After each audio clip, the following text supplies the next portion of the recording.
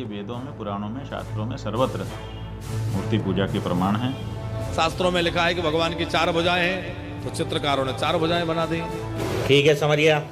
जो लोग मूर्ति पूजा का खंडन करते हैं वही अपने गुरुओं का चित्र अपने कार्यालय में लगाए हुए हैं। वेदों में जो लिखा है वो हमें मानना क्या अवश्य वेदों में चाहिए। मूर्ति पूजा का प्रमाण है? आज इसी विषय को विस्तार से क्लियर करने के लिए हम आपके बीच कुछ आध्यात्मिक जानकारों के विचार लेकर आए हैं। इन आध्यात्मिक जानकारों में एक तरफ है अविमुक्तेश्वरानंद सरस्वती महाराज व कुछ अन्य आध्यात्मिक जानकार, तो वहीं दूसरी ओर है संत रामपाल जी महाराज। इन आध्यात्मिक जानकारों में किसका ज्ञान उत्तम है? कमेंट करके हमें अपनी राय अवश्य दें। अगर इस चैनल पर आप पहली बार आए हैं तो फटाफट से वीडियो को लाइक और चैनल को सब्सक्राइब जरूर कर दें। तो चलिए वीडियो शुरू करते हैं।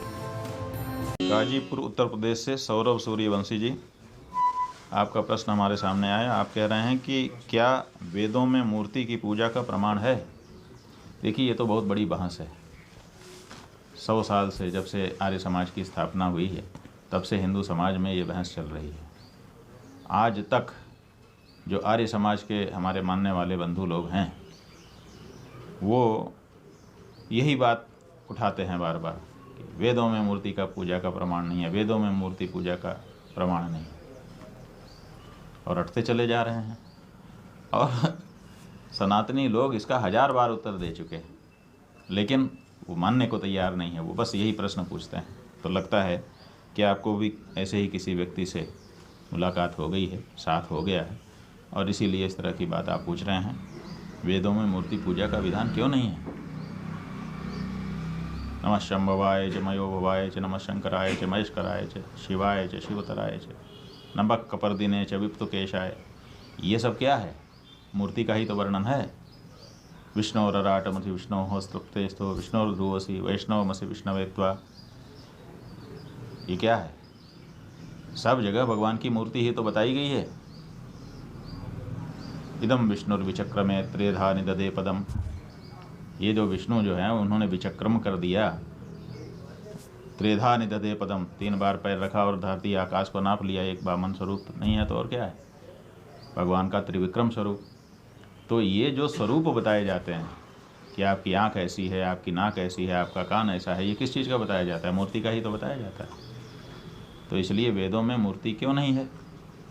अब एक जगह पर वेद में आ गया न तस्य प्रतिमा अस्ति, उसको पकड़ लिया इन लोगों ने। अब पकड़ करके कहते हैं कि प्रतिमा नहीं है।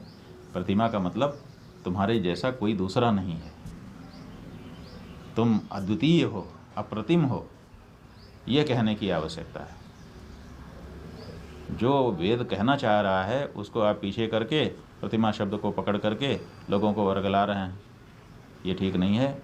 वेदों में, पुराणों में, हमारे सब धर्मशास्त्र में, और वैसे भी अगर देवता की उपासना करना है, ठीक है, वो निर्गुण है, निर्विकार भी है, लेकिन वो ज़रूरत पड़ने पे सगुण साकार होता है। तो सगुण साकार भी है, निर्गुण निराकार भी है, एक जगह पर भी है और सब जगह पर भी है। यही तो भगवान की विशेषता है। देखो, हम और आप एक जगह होकर के सब जगह नहीं हो सकते, और सब जगह होकर के किसी एक जगह नहीं हो सकते। लेकिन भगवान की यही तो विशेषता है कि वो सर्वसमर्थ हैं, वो कर्तुम अकर्तुम अन्यथा कर्तुम शक्त हैं, और वो विरुद्ध गुणों को धारण करते हैं। एक ही समय में वो सूर्य को भी धारण करते हैं, चंद्रमा को भी धारण करते हैं, और अंधकार को भी धारण करते हैं। हम और आप कर सकते हैं? हमारे पास ये व्यवस्था नहीं है। भगवान सर्वसमर्थ हैं। अगर ये हम स्वीकार नहीं करेंगे तो भगवान के सर्वसामर्थ्य को इनकार करते हुए हम दिखाई देंगे। इसलिए जब भगवान सर्वव्यापी हैं तो मूर्ति में क्यों नहीं है? क्या मूर्ति सर्व जगह से अलग होती है? अरे सब जगह हैं तो मूर्ति में भी हैं, तो आप मूर्ति कैसे खंडन कर सकते हैं? हाँ, ये जरूर है कि पूजने के लिए कहीं तो एक जगह पे ध्यान करना पड़ेगा, तो इसीलिए हम लोग मूर्ति में आवाहन करके पूजा कर लेते हैं, भावना बना लेते हैं। इतनी सी तो बात है, और क्या है? तो इसलिए वेदों में, पुराणों में, शास्त्रों में सर्वत्र मूर्ति पूजा के प्रमाण हैं, और सदा से मूर्ति हमारे यहाँ पूजा होती आई है। और भगवान का जो निर्गुण स्वरूप है उसका भी आराधन, उपासन परंपरा से होता आया है। दोनों में कोई समस्या नहीं है। जो लोग एकांगी बनना चाहते हैं वो एकांगी बन नहीं सकते, जो लोग मूर्ति पूजा का खंडन करते हैं वही अपने गुरुओं का चित्र अपने कार्यालय में लगाए हुए हैं। जो आर्य समाज के हमारे बंधु हैं, जिनके द्वारा ये बात बार बार उठाई जाती है कि वेदों में मूर्ति पूजा नहीं है, तो जब मूर्ति पूजा नहीं है तो आप दयानंद जी महाराज की मूर्ति क्यों, उनका चित्र क्यों अपने यहाँ रखे हुए, लेकिन हर कार्यालय में उनका चित्र लगाए रहेंगे और बाकी के चित्र के बारे में कहेंगे नहीं, ये हो ही नहीं सकता। तो ये दोहरा मामला है। मुस्लिम हैं, वो कहते हैं मूर्ति नहीं हो सकती, मूर्ति को हम तोड़ देंगे, तो फिर एक कमरे को चादर से ढक करके क्यों उसको परिक्रमा करते रहते हो? फिर तुमको, जब तुम्हारा ईश्वर सर्वव्यापक है, तो तुमको हज करने के लिए वहीं जाना क्यों पड़ता है? लेकिन इसका कोई जवाब नहीं देंगे। तो इसलिए आप किसी के बरगलावे में मत आइए, बहकावे मत आइए, भ्रम में मत पड़िए। आप निर्गुण निराकार के रूप में भी भगवान की आराधना उपासना कर सकते हैं, सगुण साकार के रूप में भी आराधना उपासना कर सकते हैं। केवल मूर्ति में ही नहीं, वो तो घट घट में बसता है। जहाँ आपकी भगवत बुद्धि बन जाए वहाँ आप पूजा करिए, कौन मना करता है? ये तो बुद्धि बनाने के लिए, भावना बनाने के लिए है, माहौल बनाने के लिए मन का, ताकि मन जो है सब जगह से हट करके भगवान में लग सके। किसी का पीपल के पेड़ में लग जाता है, किसी में भगवान है। किसी का गऊ में लग जाता है, किसी में सारे देवता विराजमान हैं।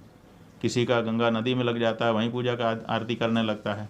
तो जहाँ जिसकी भावना बन जाए वहीं भगवान है कि नहीं है? तो भगवान तो सर्वव्यापी हैं, इसलिए मूर्ति में नहीं है ऐसा नहीं कह सकते।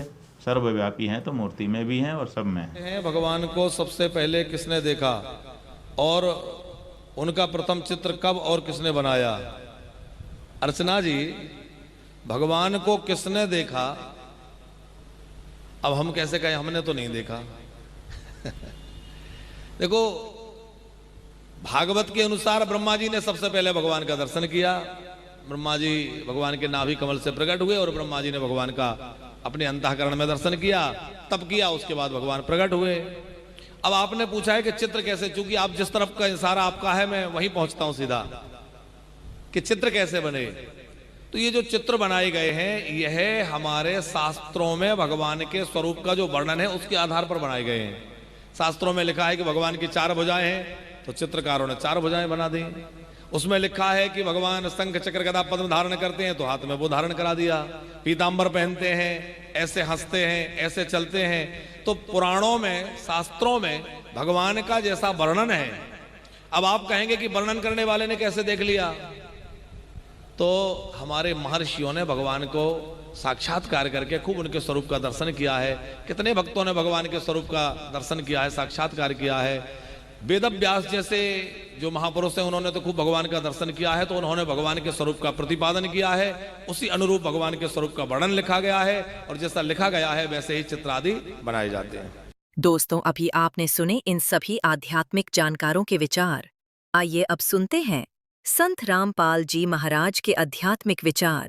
परमात्मा ने 600 वर्ष पहले जब आए थे वो लीला की थी, जिसका समर्थन आज वेद कर रहे हैं, जिसका समर्थन गीता जी कर रही है, जिसका समर्थन जो ज्ञान परमात्मा ने दिया था उसका समर्थन आज पुराण कर रही है, कुरान कर रही है, बाइबल कर रहा है।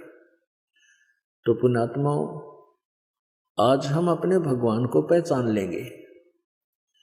पहले हमारे को किसी ने कुछ भगवान बता दिया, एक मिट्टी का रख दिया कोई खिलौना सा, ये तेरा भगवान, हमने वो ही मान लिया, क्योंकि हमें परमात्मा की चाह थी, आज भी है।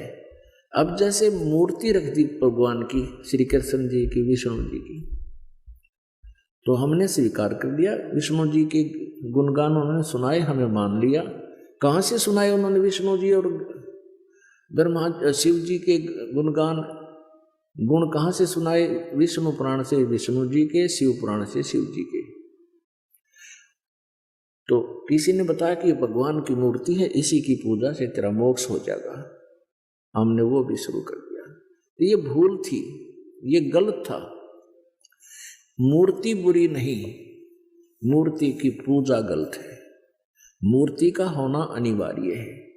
मूर्ति से हमें प्रेरणा मिलती है। जैसे हम किसी सूरवीर की मूर्ति देखते हैं, चित्र देखते हैं, और उनके गुणों से हम परिचित होते ही हैं, तो गुणों से परिचित होने से उसकी मूर्ति देखते ही हमारे अंदर भी वैसा ही भाव बन जाता है।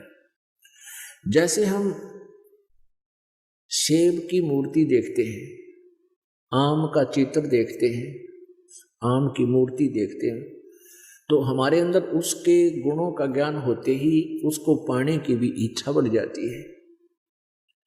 तो ऐसे ही जो मूर्ति भगवान की, विष्णु जी की, शिव जी की, कृष्ण जी की, राम जी की, हमारे को हम जिसकी पूजा करते थे वो पूजा नहीं करनी थी, उसकी पूजा से हमें कोई लाभ नहीं होना था मूर्ति की। हमने उस मूर्ति वाले भगवान को पाना है। उस मूर्ति वाले भगवान को पाने से हमें उसके गुणों का, उन गुणों का गुण प्राप्त होंगे, उससे लाभ प्राप्त होगा। जैसे आम की मूर्ति है, सेब की मूर्ति है, हमने उस मूर्ति की पूजा से कोई लाभ नहीं होगा। वो तो इतना ज्ञान करा देगी कि ये सेब है, ये आम है, ये मीठा होता है, इसके ये गुण हैं। अब मूर्ति वाले सेब को ढूंढना पड़ेगा, ओरिजिनल को, तब हमारा पेट भरेगा। तो कबीर परमात्मा जी मूर्ति के विरोधी नहीं थे, मूर्ति पूजा के विरोधी थे। इन ढीठ लोगों ने हमें इतना रूढ़िवादी बना दिया कि हम केवल मूर्ति की ही उसी का घंटी बंटी बजा कर उसके तिलक तिलक ला के श्रृंगार करने में लागे रहते। इतना उसके श्रृंगार में लाग गए, इतना ठीक है, खराब हो रही हो तो पोछा मार दे, कपड़ा साफ करके प्रणाम करो मूर्ति को, क्योंकि भगवान को उस मूर्ति को प्रणाम कर, परमात्मा को प्रणाम होता है। ये श्रद्धा हमारी बनती है, भाव बनता है। लेकिन पूजा और सत्कार में अंतर होता है, पूजा और सत्कार में बहुत अंतर होता है। तो ऐसे हमने पूजा नहीं करनी, सत्कार करने से हमारे अंदर विनम्रता बनी रहेगी। भगवान सामने दिखाई दें जैसे मूर्ति है और सामने भगवान ही आ जाए तो हमारा ऐसे ही भाव रहे जैसे मूर्ति नहीं, ये परमात्मा आखड़े हुए।